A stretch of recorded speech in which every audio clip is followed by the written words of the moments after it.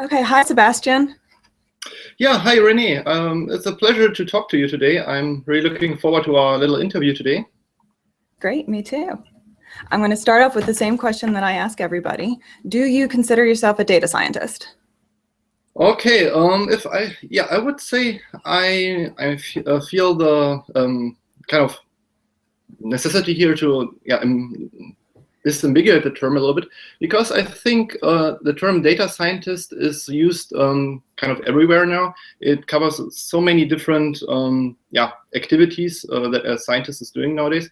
But I would say, yeah, I am a data scientist, a computational biologist who happens to work with biological data, where I do predictions, predictive modeling, data engineering, visualization, communication to my collaborators. And I think, yeah, data scientists require a lot of programming skills. Data scientist has to know his or her tools, and also the statistical background. You need to have a statistical background, a little bit about probability theory, machine learning, maybe linear algebra and math. And I think, yeah, I am somewhere in this kind of intersection of different fields where I solve biological problems at the moment. And yeah, I would say I'm a data scientist then. Okay, yeah, it's definitely a spectrum. So you mentioned you're doing computational biology. Tell us what your current position is and where you're doing that. So currently I'm still a PhD candidate, so it may take me a little bit of time to wrap this up, maybe 2, 3, 4 months, who knows? But I think I'm on a good way to finish it up, and then, yeah, let's see what the future brings, maybe academia or industry. But yeah, right now I'm a PhD candidate who is collaborating with a lot of biologists. So I'm more the computational guy, more the machine learning guy, and I work on several data science related problems like large scale drug discovery, developing novel algorithms in the field of molecular docking and things like that. And I'm also a system administrator, so our old system administrator left this, or passed on this burden to me last summer or so. So since then, I'm also keeping the servers alive and running. And also I'm supervising 2 undergrad students at the moment, which is actually pretty nice because you get to teach people, or the next generation, I would say. But on the other hand, they also can help you a lot in terms of helping you with the analysis, because I'm currently the only grad student in my lab, and there's a lot of things. There are a lot of things to be done, and I have maybe 5 to 10 projects right now. And I'm always happy if I can teach someone something, and then the person can just help me to get this analysis done in time. And yeah, I'm grateful for that I get to work with nice people too. Yeah, that's great. And we'll get back to your current PhD stuff a little bit later. But first, I want to go back in time. So when you were a kid, which I understand was in Germany, were there any indications, like before high school, that you'd be into this stuff or eventually even write a book about it? How can I say that? So I have to admit, in high school, I wasn't maybe that much into computer science. So we had different courses from the broad field of science, like biology, physics, chemistry, and also we had a computer science class, which was actually the most exciting one. But also I have to admit, we played a lot of video games there. But so the thing is, I was really fascinated in biology. I was really into biology because it was not maybe the field itself, it was the teacher. So the teacher made the whole difference. Basically, our math teacher was a very boring person, and our biology teacher was a really interesting person. He was really, really a good teacher, and that fascinated me, which caused me maybe going more towards the biology direction there. And math, I was never bad at it. I was actually pretty good at it. But the thing was, I was lacking the feel for why is this important? Why should I learn about certain things, and how does it help me, or why should it fascinate me? And I was just good at math because for the sake of getting good grades, but biology was more like, hey, this is how life works, this is really interesting, this is how my body works, it is how the biochemistry of my body works, and that was so much more interesting. And I was also really into physics back then, because also physics was really like explaining the world to me basically. And yeah, these two topics like physics and biology were yeah, my most favorite topics, I would say. And later in yeah, my undergrad, I basically tried to focus more on them. And then to solve problems in physics and biology, I went back to computer science and math because I needed the skills to tackle these problems I were interested in. So it's kind of a feedback loop, basically. You basically what it is all about is you want to solve a problem, and then in order to solve the problem, you get interested in a certain field, and then you get really good at it, you really dive into it, and that is basically my motivation to do anything nowadays. So basically I want to solve a problem, and then I look up what do I need to solve the problem. And yeah, that led me to machine learning eventually, and then the book. But back then in high school, I never thought about writing a book, honestly. So that was more like a recent thing. Yeah, and we'll get back to that. And I heard you mention that you did computer science in high school. Is that normal in Germany for high schools to offer computer science? I'm not sure how common it is nowadays, but back then it was. We were kind of lucky because our school was, yeah, I would say in Germany a pretty popular school. So it was called European school. So it was very encouraging in terms of yeah, being cutting edge and things like that. And we had a lot of good sponsors back then. So they basically, when I was, I think, in the sixth grade. No, third grade or something, and they just built this new computer science lab. Basically, a sponsor donated a lot of money to buy computers, and I think it was more like a recent thing. I was just lucky to be there and at the right time, at the right moment, and yeah. Well, that worked out well for you. Yeah. Okay, so as I understand it, you did an internship in undergrad. So tell us about where you went for undergrad and why, and then how that internship went and how you came to the United States. So how this worked out, I basically joined Heinrich Heine University in Germany. And actually the thing was, it was pretty close to my hometown. And I, yeah, basically was convenient to still live with my parents back then. So that's why I chose, one of the reasons why I chose this university. But also they were pretty good at biology. And I was back then working on problems in developmental genetics. So analyzing genes and the relationship to phenotypes in plants. And then there was this new exchange program. So a few professors of mine in Germany, they had studied, or they were also professors for a period of time at MSU, at Michigan State University here.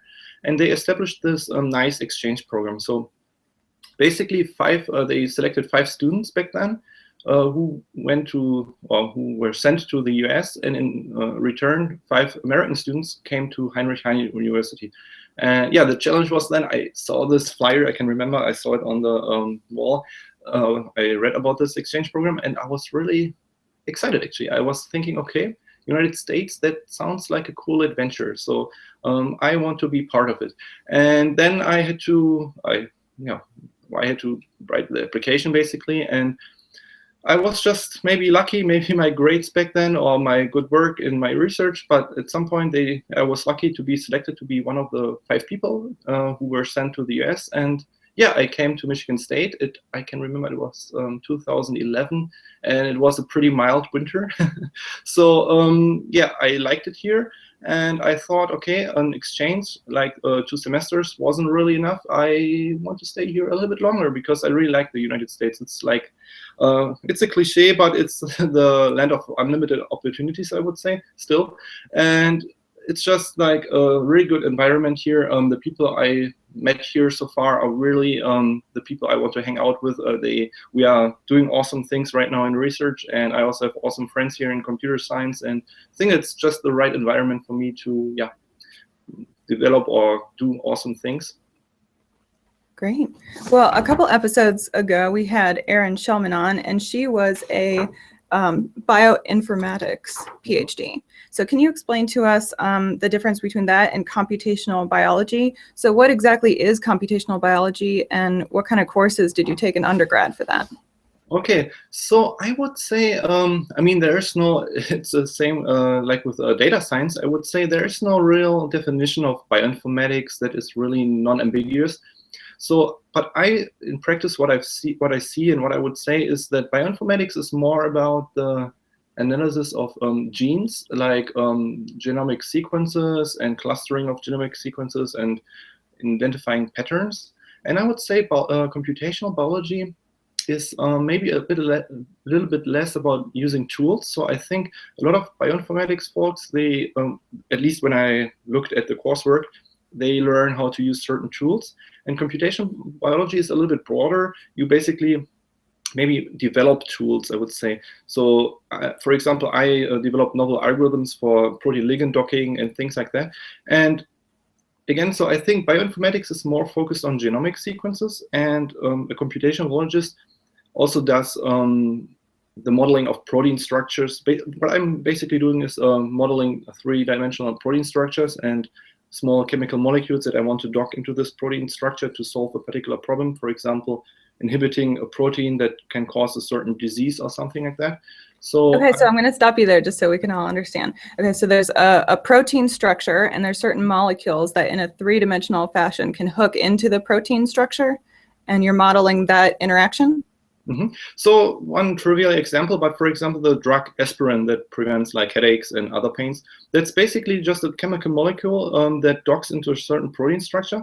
So a protein structure is basically the product of a gene. So you have basically a DNA in your body, and at some point you the cell expresses the DNA. It becomes a small subproduct. It's called RNA. And from there, it gets translated into a three-dimensional or into a strand of amino acids. And these amino acids fold into a protein structure. So you basically have something like globular shape, or also there are different structures or different shapes. And these basically are the little elements in your body that have certain functions. And there's, for example, one pain receptor or something like that. And you have also small signaling molecules in your body. And these basically, if they bind to a certain protein, they cause a certain signal or response. And on our current projects, we are basically trying to prevent a certain signaling pathway from happening. So what we do, we design little equivalent molecules that bind better to this protein, so that the real signaling molecule in the body can't bind to this protein. And by that, we hope to kind of alter the response or signal, or prevent the signal even. Okay, great. So what kind of tools are you using or developing in order to do that? So yeah, there are two big projects that are related to that. So one big problem is really to find which small molecule can bind to this protein. And so it's kind of also related. If you know which little molecule binds to this protein, you want to figure out how it binds to this protein. So you have to imagine that it's a three-dimensional structure, and you want to basically fit it in, and you want to know which kind of orientation it has, or which there are like chemical interactions. You want to know how the two components interact with each other. And I'm developing I already developed the new algorithm to basically do this kind of thing. So previously, people had different approaches, like using molecular dynamics or empirical approaches, where they basically had a certain simple function, and they fit experimental data to they used experimental data to fit a model, and based on that, they computed a certain value, and if the value exceeds a certain threshold, or if basically they could predict a kind of affinity. And they used that basically to say whether this molecule binds well to the protein or not. And yeah, I was developing a new approach, basically using graph theory, basically looking at the state of the protein when the ligand binds, how rigid or flexible it gets. So the idea is basically when a ligand docks into a protein binding pocket, it kind of rigidifies or freezes this area of the binding pocket. And basically here the problem was, how do we assess this degree of kind of freezing or rigidification? And we used basically graph theory, like counting degrees of freedom and comparing different ligand docking poses to each other. And based on that, we designed a scoring function. And that would be one approach, a kind of novel one. And it works pretty well when I benchmarked it against previous approaches. They were all on the same scale, so my tool didn't work better than any other tool. But the cool thing is, what I measured then, like a correlation analysis, that my tool measures a different signal. So the power really comes then if you combine different methods, like ensemble learning. You have different approaches that measure different signals, and if you combine them, you hope to get a even like stronger signal, or a better signal, basically. So like asking a ensemble of experts to give you the best prediction and equaling out each other's weaknesses. Okay, so before we get to the ensemble learning, let me make sure I understand what it's doing. So you have a known protein and a known molecule, and they can fit together with a certain type of rigidity, and you're predicting how likely it is that they're gonna, really match together with your algorithm, but it's a different signal that yours is predicting than some other algorithms have predicted? Yeah, that's kind of correct. So other algorithms, what they do, it's more like an additive sum. What they do is they count interactions between protein and ligand, and they have a different, they have certain like, not cost function, but maybe fitness functions. Basically, they measure or they just count the interactions, and each interaction has a certain score, and they basically compute some of these scores in a very, this is what is going on under the hood is more complex, but that's just a very simple explanation. And what I'm doing, I'm not counting these interactions. I'm looking at the structure of the protein itself. And what I observe is, for example, it's not the number of interactions or it's a certain combination of interactions, basically the quality of interactions instead of the quantity. And I can measure this basically by looking at the protein structure. For example, 3 certain interactions at different positions can be more valuable or can have a better binding affinity than 4 interactions somewhere else if they are redundant interactions. They don't rigidify the protein or don't have an impact on the protein structure. And yeah, this was one project, and the other one is so this is more like project where you have a ligand and a protein and you want to dock it into each other. And the other one is more like a large-scale virtual screening where I want to identify the molecule that might be a good target to this protein. So right now, that's the whole challenge here, is that I have, like, let's say I've built databases of 50 million molecules, and I want to identify molecule that can bind to a certain protein. And I'm collaborating with experimental biologists who basically want to solve a problem. And in this case, I'm not sure if I'm digressing too much here, but they are very interested in this sea lamprey fish. And you should Google it. It looks very creepy. Say that again. They're interested in what? Sea lamprey. That is a fish. Sea lamprey. Okay. It looks very creepy, I have to warn you. So what it does is basically it's right now an invasive, or it came here hundreds of years ago to the US. It's an invasive species in the Great Lakes, just a couple of miles or hundreds of miles north from here. And yeah, it's basically a threat to the fishery. And what it basically does, it sucks at other fishes and destroys or is a problem for fishery, but also harms other fishes that are native fishes. So it's really a threat to the ecology here, and they want to basically get rid of it, or basically just minimize the population of this fish.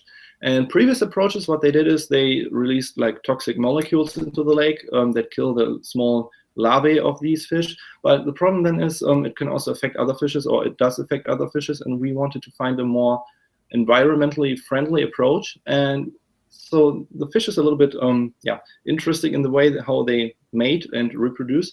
So the male fish, what they do is in certain times of the year, they swim up a little river upstream and they build a nest there. And once the nest is built, they release a pheromone, a small molecule, into the water that attracts the female fish to this mating site, to the nest. And we thought, okay, if we can prevent the female fish from smelling this pheromone, the female fish wouldn't swim to this mating site and they won't mate anymore, if that makes sense. So that's such an interesting solution. In terms of reproduce, yeah, it sounds maybe cruel for the male fish that they may be lonely a little bit lonely over there. But I think that is a very nice way to prevent this population of sea lamprey to increase in the Great Lakes. And the thing is, pheromones are very species specific. So we think if we have something against this pheromone, it also wouldn't harm or affect other fishes. And then the challenge was basically I have 15 million molecules, and which are good candidates to be tested, because my collaborators, they are experimental biologists, they have fish and they can test these molecules, but they can't test 50 million molecules. They can test maybe 100 molecules. So my challenge here as a data scientist was taking these 50 million molecules and finding, let's say, 100 or 200 that they can buy and order and test on the fish in their experiments. And yeah, so here I'm using a lot of different tools. So basically the simplest, or the initial idea was basically just building a database, a SQL database with all the information that I have, like for each molecule, how many hydrogen bond acceptors and donors I have, like what chemical groups the molecule has, and the distance between certain molecular groups, the weight of the molecule, whether it's commercially available or not, if they can buy it or not, and then the price, and all these kind of things. And then I was just doing like a pyramid of filtering approaches, basically trying to find relevant molecules. And what my boss basically did is she modeled this protein structure of this receptor. So we knew approximately how the protein looks like, and how the— And by the receptor, you mean the scent receptor in the female fish? Exactly. It was luckily very similar to a human receptor. So we had the structure of the human receptor, and we could model the fish equivalent. And then we could also find out, or we could predict with a certain degree of certainty, how the small real pheromone could bind to this protein. And from there we had certain information that, for example, two certain atoms are very important for this process of binding. And then I was just looking in my database, okay, what are the molecules that have these two atoms in a certain distance to each other? So I was looking at 3D structures there, about 50 million molecules basically. And I wrote my Python tools, optimized a little with Python to do basically a quick screening of these molecules to filter out the relevant ones. And the whole challenge in this project is also that it is very time sensitive. So my collaborators, they can only test the molecules, I think it is April, May. So that's the time basically when the fish are ready to mate. So they want to have basically, they have a very small time window. And then you have also in academia your grant application, which is usually accepted around the time of December, January. So you have a very little time to do the whole thing. So you want to be very efficient with that. And yeah, basically I have then these this database. I look for three-dimensional structures, and then I have more kind of layers in terms of filtering, where I basically overlay the molecules to the target molecule, look for similarities, how well they overlay, how many function groups are in common, but it's all in 3D. And the whole challenge is also, I have 50 million molecules, and they all have rotatable bonds. They can move in space, and the atoms in the structure can move relative to each other. And then the challenge is basically you can't just take a rigid structure and compare it to the rigid template structure. You really have to model the flexibility of the molecules. So you have to move them around and stuff like that. And then it becomes really like a computational, it's really a computational explosion there, that you have, maybe 1,000 different poses of each molecule that you overlay to 1,000 different poses of the target, and then times 50 million. And there you basically develop your tools to do this efficiently. And so how long does it take to analyze one molecule from all its different forms and shapes? So I can generate the different forms, and that is just maybe a matter of 20 seconds or something. But then you have it times 15 million. And a comparison, I can right now with my tools, I just optimized them a couple of weeks ago. I can overlay like 5 molecules per second. But still, it's a very challenging task. So I'm lucky that I have access to our supercomputer here. And I have right now approximately 2,500 jobs running there, like overlaying them. So the thing is, I could just run a big job with all the molecules in the queue, but then it would take maybe a month or something. And they need the results very soon, in approximately 2 weeks. So I just have to split it up into smaller chunks and analyze them separately, basically parallelizing the whole thing, and then basically assembling the results again. And then the thing is also, you have to worry about multiprocessing versus multi-threading, and how do you make efficient use of your hardware, basically the hard drive. You don't want to have everything sitting on the same hard drive, because then the read and write access would be very slow. And yeah, this is also maybe how data science comes in the definition. So you also, as a data scientist, have to worry maybe sometimes about computer hardware, not only the software, not only the algorithms and tools, but also how do you make use of your system that you have, and how do you get the results in time? And then it seems like that's considered part of a more data engineering part of data science. Yeah. but it's still sometimes, yeah, necessary, I would say. So basically, at least knowing the basics. And then also the communication skills. So what was a real challenge is once I have the molecules, I use a lot of machine learning also in this project, where I basically predict which functional groups are important. So I make predictions, hand them over to my collaborators, and they test them in the lab basically, and I get a kind of score, or how well does it inhibit the receptor. They basically use a technique called electro-olfactogram assays. So what they do is, it sounds a little bit cruel, they put probes into the brain of the fish, and they measure a response towards the pheromone, and if they add the compound, what they want to see, that there is no response anymore. So basically you can compute a score that gives you an idea how well it inhibits the pheromone, the smelling of the pheromone. And based on this response, I can basically predict which functional groups are important if I have a lot of molecules that were tested. And I can basically use machine learning to say, okay, in 99 of the cases, I needed an oxygen group here, but it's also important to combine it with a methyl group at the other end or something like that.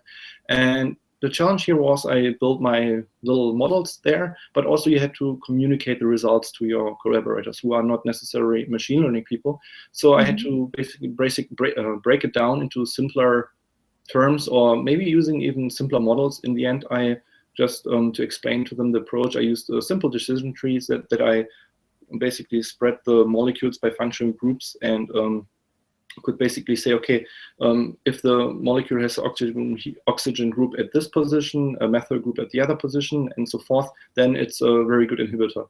And I also used for the real results and more complicated models like neural networks and random forest not necessarily complex, but basically the decision tree was very important to get the idea across, to explain it to your collaborators. And I think communication skills are also really important in such a project, where you have to communicate this to also people who are not necessarily in the field. Yeah, definitely.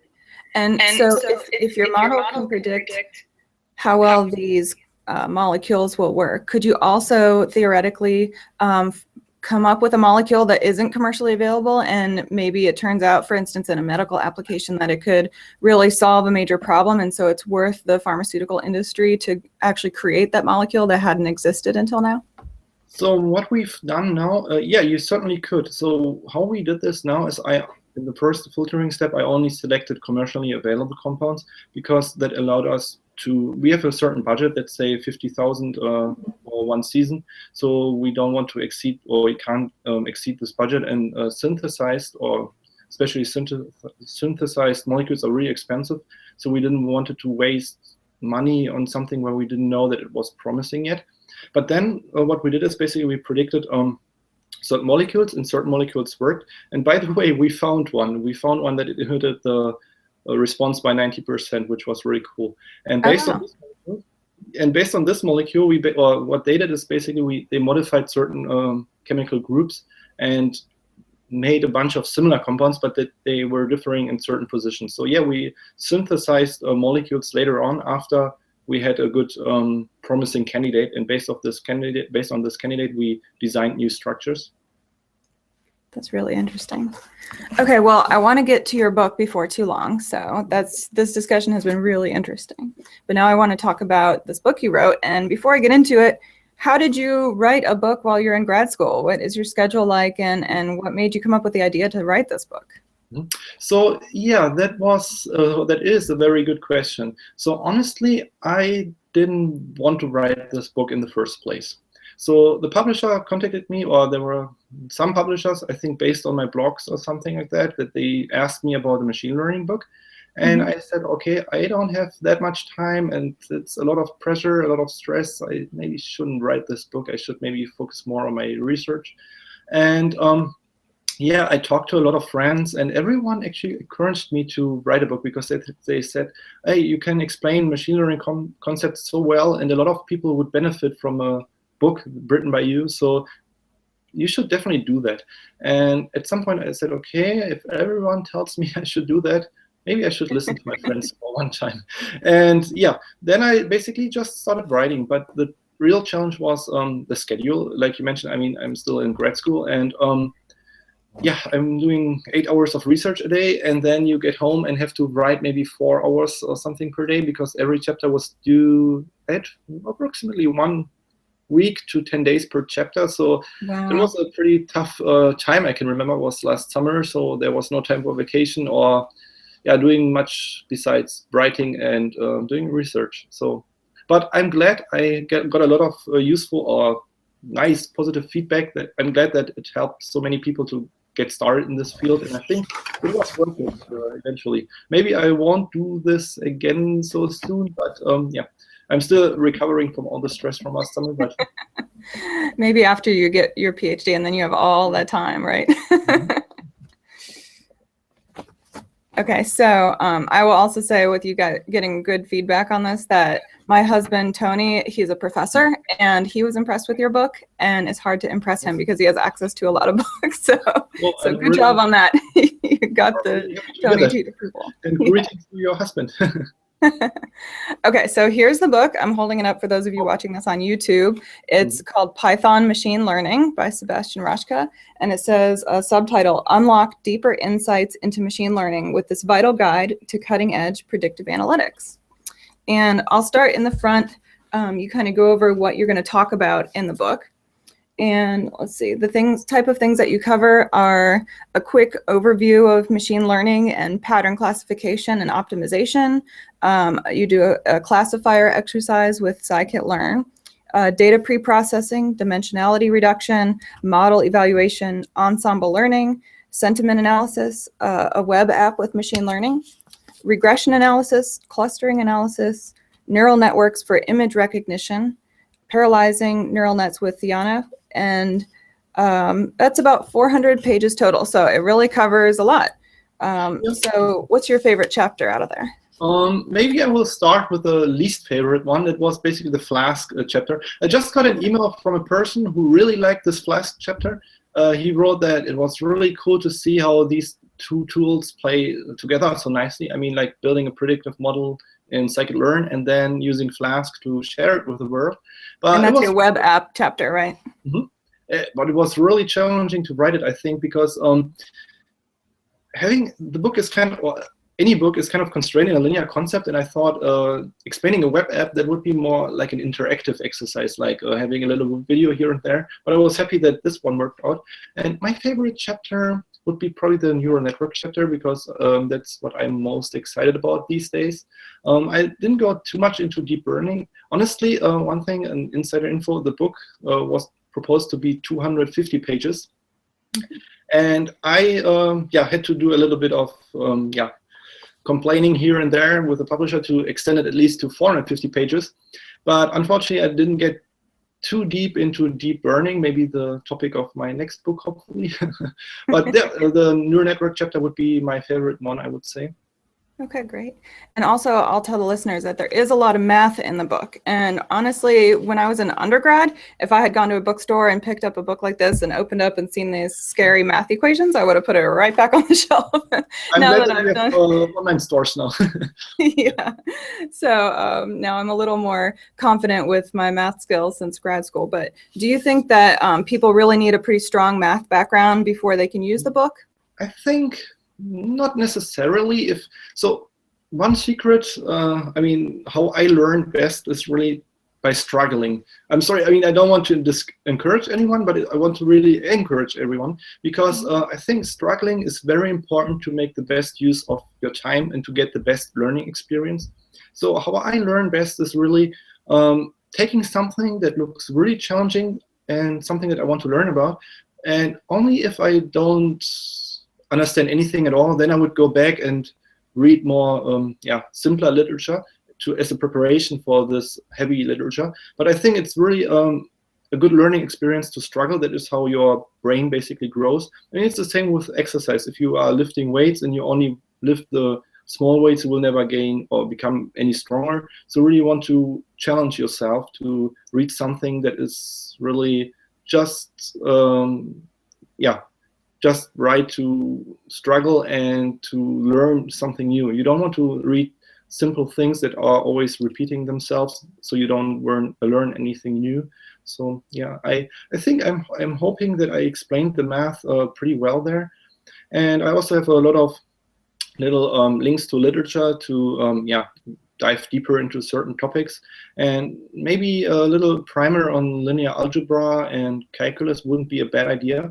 But honestly, I'm working on a series of books at the moment, but at a very slow pace. So there were a couple of publishers who asked me to write certain books, but I want to work at my own pace now. It's I'm not sure if it will be a self-published book yet. Maybe I will hand the manuscript to a publisher at some point.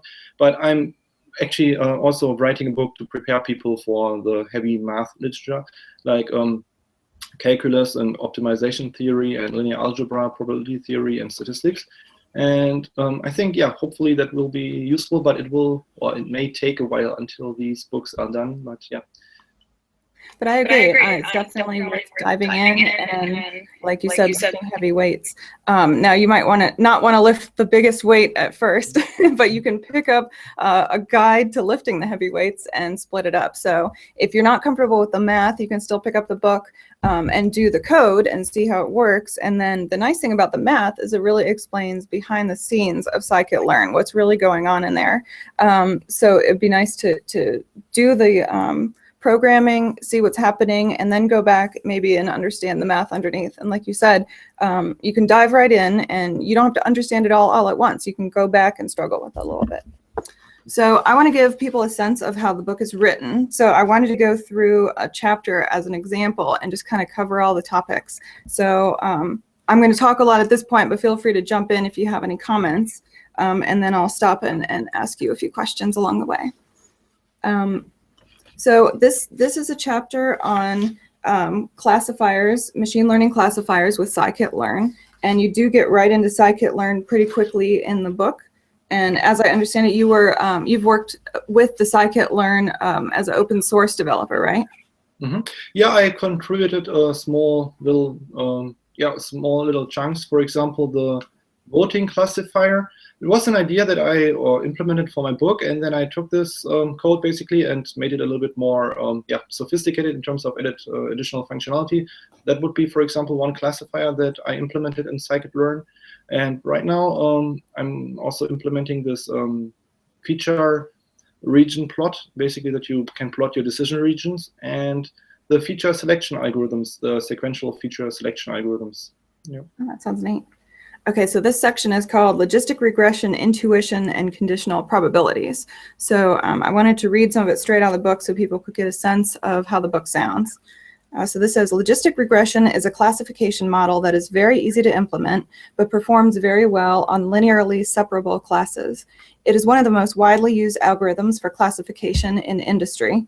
Similar to the perceptron and Adeline, the logistic regression model in this chapter is also a linear model for binary classification that can be extended to multi-class classification via the OVR technique. To explain the idea behind logistic regression as a probabilistic model, let's first introduce the odds ratio, which is the odds in favor of a particular event. The odds ratio can be written as P over 1 minus P, where P stands for the probability of the positive event. The term positive event does not necessarily mean good, but refers to the event that we want to predict. For example, the probability that a patient has a certain disease. We can think of the positive event as class label y equal 1. We can then further define the logit function, which is simply the logarithm of the odds ratio. And then you show the math there. Then you show the equation for the, for the conditional probability for class 1 given feature x, which I guess is an array or a vector. And then you show the equation, which looks like W transform X. So there's a little bit of linear algebra in there. And then you use that to predict the probability that a sample belongs to a certain class using the inverse logit, which is logistic or sigmoid function. So then I'll show what the pages look like. So you have some math and you have some code. And my notes are stuck on there too, but you can kind of get a sense of how dense the pages are there. But then you go right into the picture, which I like. So you're showing the picture of the sigmoid function. So even if somebody didn't understand the math exactly, they could understand that, you know, the sigmoid goes towards 0 for negative infinity, and it's S-shaped, and it goes towards 1, towards positive infinity, and it has the intercept where z equals 0 and the sigmoid is 0.5. And you explain how that can be divided up so that if the value is above 0.5, you get one class, and below 0.5, you get the other class. So you're converting the output to a binary classifier with the class membership probability. And then you also mentioned how this is valuable because it gives you the probability, not just the class. So for instance, in the field of medicine, you can get the probability that the patient has a particular disease. So do you want to talk about any of that and why you chose that particular function and how you explained it there? So one little add-on that I just noticed while you were reading this chapter, I wrote something about it can be extended to multi-class classification via the one versus rest, OVR. I think later in chapter 13, I also mentioned, it was maybe too much for this chapter, the softmax function, which can basically naturally scale multi-class probabilities to so that they sum up to 1, which is one other approach to use logistic regression for multi-class problems. It's called softmax regression or multinomial logistic regression then. And yeah, I think the logistic regression model is very important in terms of applications. It's still very widely used. It's usually the model that I use first. So if I have a new data set, I don't know much about the data set, and I want to build a predictive model, I usually start with a logistic regression as a benchmark, basically. To see maybe this is already good enough to separate the classes. It's very computation very efficient. You can learn it via stochastic gradient descent, mini batch learning. So it's very there are many different approaches to basically fit this model, and you can use it with streaming data. Then that's another advantage. If I have, let's say, gigabytes of data, I can't fit it into memory. You can use stochastic gradient descent, learn sample by sample basically to fit this model. Yeah, the nice thing is you have a convex cost function that you can compute a derivative to optimize this, finding the global minimum, which is also very cool. And you have the probabilities that can be interpreted, which is another nice feature. But also from a learning perspective, it's, I think, a very valuable model because it also helps you maybe to understand how multi-layer perceptrons work, because you can basically picture each multi-layer perceptron, each neuron in the multi-layer perceptron as a logistic regression unit if you use the sigmoid function and the logistic sigmoid, because there's also the hyperbolic tangent, which is also one other kind of sigmoid function. But the nice thing then, okay, you have to then cut off the threshold function where you say in the end, if it exceeds a certain threshold, it's class 1, otherwise class 0. But the activation function, this logistic sigmoid, is also commonly used in neural networks. So I think it's also very useful to learn about logistic regression first before you learn about neural networks. And another nice feature is that you can add very easily like penalties against complexity to avoid overfitting. So you can use L2 penalties. It's a regularization term that basically if you have a cost function and your parameters are getting too large and you may have a risk of really heavily overfitting your train data, you add a certain factor as a factor of the weights to shrink your, basically the, what it does, it's adding a term to the cost function. So a penalty, a bias to decrease the variance of your model. And then there's another approach, it's called L1 regularization, which can also be very useful for feature selection. So the nice thing about logistic regression is it supports, it's basically an embedded feature selection algorithm. And embedded feature selection means that the feature selection occurs during the training of your model. So basically you can use this lasso to select feature or to remove features that are not important. And there are a lot of different nice things about logistic regression. And maybe also one important thing is it's just simple and easy to explain to collaborators and very powerful. And I think it was March Madness, this basketball competition that happens in March. And people are doing predictions on this, and there's a competition to predict basically who wins March Madness, which team. And I think it was last year, two professors were won the March Madness competition, basically predicting which team will win this contest, used logistic regression. So it can so be it really has a lot of applications. And I agree, it's a good first one to really dive into for understanding the math behind how it works. So let me go through the rest of the chapter.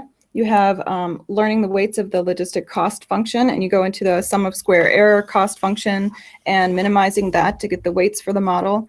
You say also it's easier to maximize the natural log, so you go into that. And then I'm going to skip ahead to page 62. So here, you first train the model in scikit-learn. So it's only about 8 lines of code. So that's the kind of thing where people can definitely use scikit-learn before they fully understand the math. But when you write 8 lines of code and it magically outputs something, it's good to understand what's going on behind the scenes. And honestly, I think it's not that much more if you really implement it from scratch. I didn't include the code in the book because I hit the page limit, but I added it later to my GitHub repository as a GitHub repository where I have the code posted. Basically, I edited it as like a bonus IPython notebook. It's also just maybe 20 to 30 lines. It's very simple. You can basically just take the add a line implementation from the book and change the cost function, and then you're good to go. It's yeah, very easy. Okay, so I'll link to that too in the show notes. And then you have a picture here that's showing the separation of the different classes for the iris data set. And you talk about predicting the probability of a specific example sample to see which class it will fall into.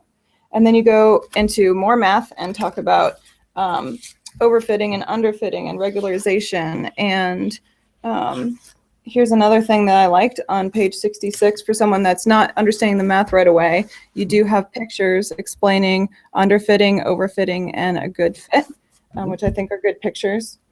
And then you talk about regularization parameters, and on page 68 you have the rest of the code there, which is maybe another 14 lines to do a plot and to look at the different weights there. And then you refer to another book, like you said. So if somebody did want to know more, they can refer to this other book that you mentioned. So I think it is a good overview, and it's pretty fast for somebody that doesn't have the math background, but it gives you enough information to then know what to look up if you want to know more. I'm glad to hear that it sounds useful overall. Yeah, definitely. Okay, so is there anything else that you wanted to highlight from the book in particular? We're going to come back later for the learning activity and talk a little bit about model evaluation, but is there anything else you wanted to highlight that new learners might want to know about this book, Python Machine Learning? Yeah, so maybe I wanted to explain a little bit how I wrote this book in terms of how much code I included versus the math. And I tried really to find the right balance between implementing algorithms from scratch. And this is, I think, a very, very important point, because I think it's really valuable if you read a machine learning literature to just use your favorite programming language, maybe Python, maybe R, to implement the ideas and see if you get the results that you expect. So in the beginning, what helped me a lot was using existing packages like Caret in R or scikit-learn in Python. But without looking at the code there, I looked at the literature, implemented the algorithms, and then I just ran my code, ran their code, and see if I get the right results. And if I didn't, I went back to my code and saw or tried to find out what went wrong. But I think it's a very, very valuable learning experience to just implement it yourself. I mean, in practice, you probably want to use existing packages if you want to solve a real-world problem, because they were tested by a lot of people, battle tested basically, and they have a lot of unit tests, and a lot of people use the tools before, so it's, I would say, more reliable. But for your learning experience, you maybe want to just implement it yourself and see if you understand the math and if you can translate the math to code, because it really can highlight maybe things that you didn't understand before, so that you want to go back and read more about that. And in the book, in the second chapter, I think, I implemented the perceptron and the align from scratch. Later on, I didn't implement everything from scratch anymore because the page limits, I mean, it's already 450 pages. And if I would have implemented everything, I think it would be 1,400 pages. But yeah, I think I implemented the neural network at the end, because that I think is also a very useful thing to know, how to implement a simple neural network.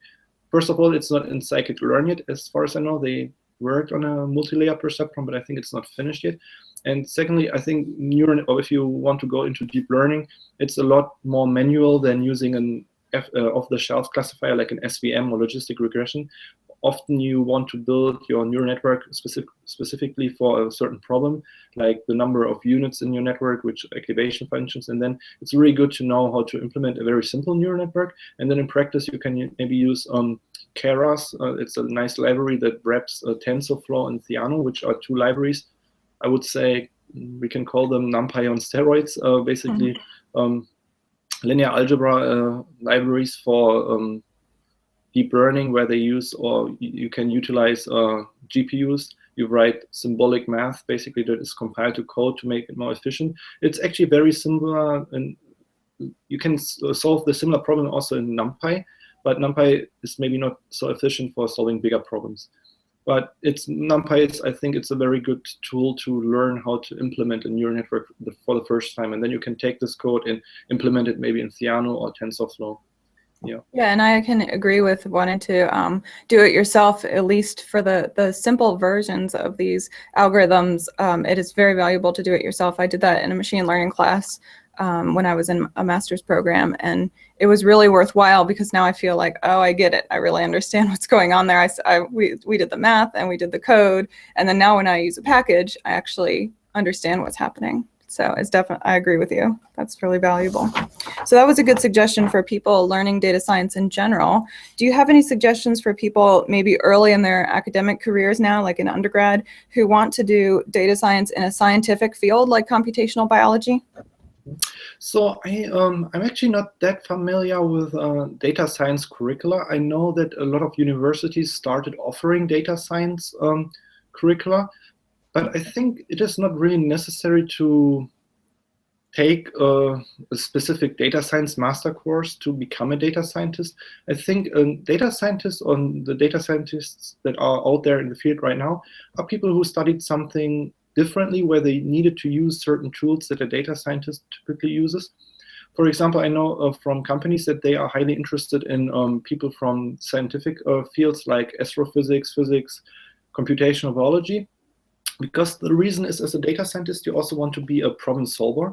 So you basically have a problem and that hasn't been solved before maybe, and people also want to think about how to tackle novel problems. And I think in a lot of data science curricula, based on what I've seen online, it's more like they teach you how to use tools to solve certain like homework problems, like problems that have been solved before.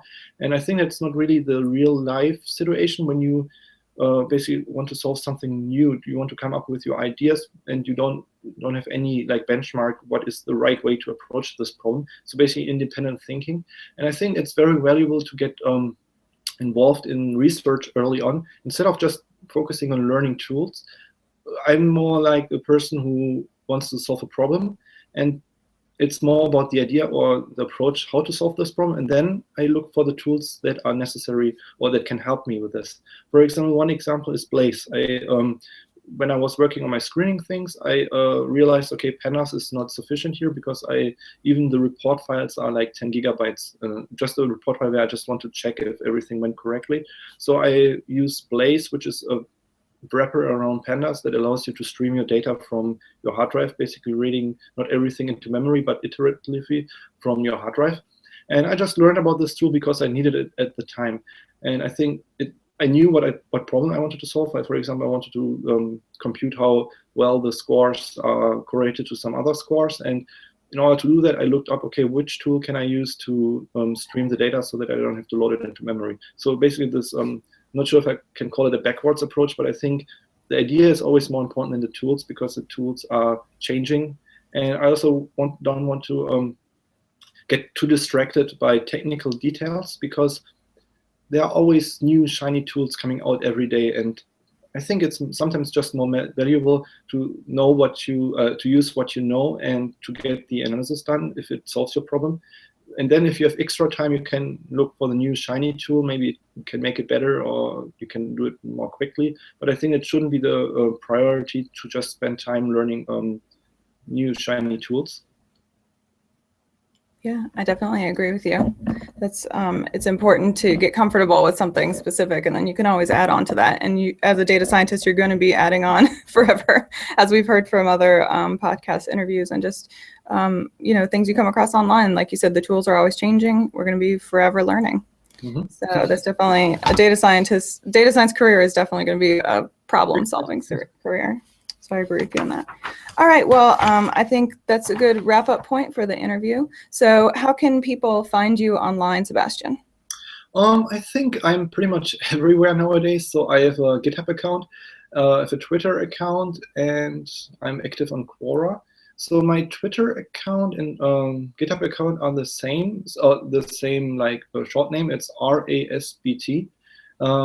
Yeah, the problem is I wanted to use something different for Twitter, but it was basically my first social network. But I needed something short because I'm a very talkative person and I write a lot. So I wanted to have something short that I can basically have a lot of characters left for messages. Mm-hmm. And then I just reused this short name on other platforms like GitHub. So it's basically all the same. So that's RASBT. Mm-hmm. All right, great. And I will link to that in the show notes as well. It's just the first two letters of my last name and the 3 letters, some random 3 letters from my first name, sorry. Well, that works. All right, well, I'm sure this is a really valuable interview, especially for people looking to go in the scientific side of data science. So thank you so much for talking to me today, Sebastian. Yeah, it was a pleasure. I hope, I could say something useful here. It's a Sunday. It's maybe I didn't get that much sleep as yesterday, but I thought I do this interview today, and I hope I could tell you something useful and to the data science community out there. And happy learning, I would say. Yeah, thank you. That's a good thing. Happy learning, everybody. Bye. Bye-bye.